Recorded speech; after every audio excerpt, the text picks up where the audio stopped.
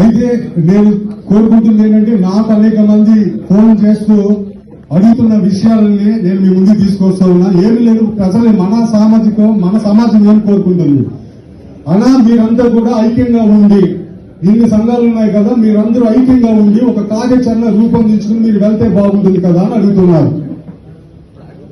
మేము ఈ విషయంలో నేనైతే మాలైక్య వేదిక తరఫున మన సంఘాలన్నీ కూర్చుని ఒక కార్యాచరణ తీసుకోవాలని చెప్పి నేను కోరుకుంటూ ఉన్నా. ఎందుకోసమనంటే ఈ రోజున ఎంత ఇటువంటి సిచ్యువేషన్ లో కూడా మన ప్రజల్లో ముఖ్యంగా గ్రామీణ స్థాయిలో ఇంకా చైతన్యం రాలా. ఈ రిజర్వేషన్ వర్గీకరణ ద్వారా జరిగే ప్రమాదం ఏంటి, మనం ఏ విధంగా నష్టపోతున్నాం అనే విషయాన్ని మన ప్రజల్లో గ్రామీణ స్థాయిలో ఉన్న యువకులకి తెలియని పరిస్థితిలో ఉన్నారు.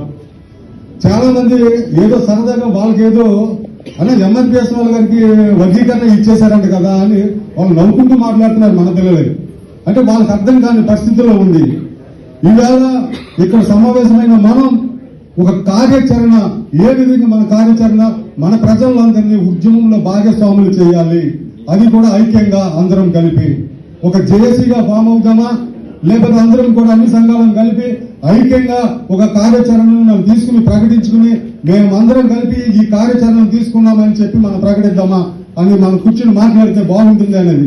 ఎందుకంటే మొదటిగా మండల స్థాయిలో, తర్వాత నియోజకవర్గ స్థాయిలో, తర్వాత జిల్లా స్థాయిలో, ఆ తర్వాత ఇందాక అన్న చెప్పినట్టు, అన్న కిషోర్ అన్న చెప్పినట్టు, హర్షణ చెప్పినట్టు చలో అమరావతి కానీ చలో తాడేపల్లి కానీ మనం పిలుపునిచ్చి మన 97 ఉద్యమాన్ని మరొకసారి తీసుకెళ్లే విధంగా మనం తీసుకెళ్లాలని చెప్పేసి నేను కోరుతూ ఉన్నా ఈ విషయంలో.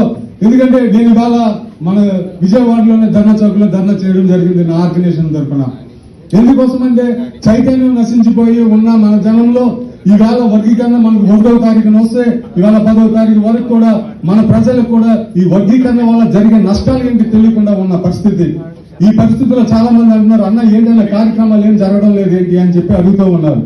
ఒకవైపు మనం అన్ని సంఘాలను కూడా కలుపుకుని మన కార్యాచరణ రూపొందించుకుంటూనే సాధ్యమైనంత వరకు ఎవరికి ఎక్కడ సాధ్యమైతే అక్కడ కూడా మన ఉద్యమం అంటే మన ప్రజలు ఈ వేడి చల్లారిపోకుండా మన కార్యక్రమాలు నిర్వహించుకుంటూ, ఎందుకంటే జేఏసీ ఏర్పడడానికి మరి ఇవాళ సాధ్యమవుతుందో లేకపోతే కొంచెం టైం పడుతుందో నాకైతే తెలియదు, కానీ జేఏసీ ఏర్పడి మన కార్యాచరణ మనం ప్రకటించేంత లోపుగా సాధ్యమైనంత వరకు ఎక్కడ పెడితే అక్కడ ఎవరైనా చేస్తే కనుక మనం వాళ్ళని విమర్శించకుండా వాళ్ళని ఇబ్బంది పెట్టకుండా మనకు కుదిరితే మనం కూడా వాళ్ళ దగ్గరికి వెళ్ళి సపోర్ట్ గా నిలబడి మేమంతా కలిసే ఉన్నాము, మీకు సపోర్ట్ గా ఉన్నాము, మేమంతా ఒకటే అని మనం ప్రకటిస్తే బాగుంటుంది ఏమో అని నా ఆలోచన. ఎందుకంటే ఇవాళ రవిదేవ చేశారు లేకపోతే ఇంకొకరు చేసుకున్నారు అనేది కాదు. మనం ఏంటంటే ఎవరు చేసినా రేపొద్దున అన్న కిషోర్ అన్న గుంటూరులో పెడితే నాకు సాధ్యమైతే నేను అక్కడికి వెళ్ళాలి, లేదా రేపు నేను తణుకులో పెడితే కిషోర్ అన్న గానీ హర్ష అన్న గానీ లేకపోతే పంతగాని రమేష్ అన్న గానీ మళ్ళీ వెంకటరావు ఎవరైనా కూడా అక్కడికి వచ్చి నిలబడాలి. ఎందుకంటే జేఏసీ ఏర్పడడానికి మనకు కొంచెం సమయం అవసరం అవుతుందేమో, ఎందుకంటే మనకు కొన్ని డిమాండ్స్, ఎందుకంటే మన డిమాండ్స్ ఏమిటి అనేది మన ప్రజలకు తెలిస్తేనే సమస్య వాళ్ళకి అర్థమవుతుంది. మన కొన్ని స్లోగన్స్ కూడా మనం రూపొందించవలసిన అవసరం ఉంది. ఎందుకంటే స్లోగన్స్ మాత్రమే ప్రజల్లోకి వెళ్ళగలిగితే ఫస్ట్ గా. ఎందుకంటే అక్కడ ఎంఆర్పిఎస్ ఉద్యమం స్టార్ట్ అయినప్పుడు మందా కృష్ణ ఇచ్చిన స్లోగన్ మీ అందరికి తెలిసిన విషయమే. ఆ స్లోగన్ ఏ విధంగా మాదిగలను ప్రభావితం చేస్తుందో మనందరికి తెలుసు.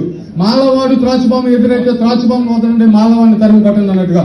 అదే విధంగా ఈ వేళ మళ్ళీ అటువంటి ఉద్యమాన్ని మన 97లో నిర్మించిన ఉద్యమాన్ని మళ్ళీ తిరిగి పునర్నిర్మించాలంటే మనం కొన్ని మంచి స్లోగన్స్ రూపొందించుకోవాలి, కొన్ని డిమాండ్స్ ని కూడా మన ప్రజల్లోకి తీసుకెళ్లి ఆ ప్రజల ద్వారా డిమాండ్స్ అన్ని కూడా మన ప్రభుత్వాలకి మనం చేరే విధంగా మనం చేయవలసిన అవసరం ఉంది. వీటన్నిటిని కలిపి మన కార్యాచరణ మనం ప్రకటిస్తే బాగుంటుందని ఆ దిశగా ఇక్కడ ఉన్న వాళ్ళందరూ కూడా ఆలోచన చేసి ఆ ప్రయత్నం చేయాలని, అందులో నేను నా వంతుగా నా సంఘం తరపు నుంచి కూడా నేను కార్యకర్తగా ఇందులో సంఘంలో సభ్యుడిగా నేను ఉంటాను. నేను నా సంఘం తరపున కాకుండా నేను కూడా ఇందులో ఒక భాగస్వామిగా జేఏసీలో లేదా గ్రూప్ లో ఏదైనా కూడా నేను కూడా ఉంటాను. ఆ విధంగా అందరూ కలిసి వెళ్ళాలి.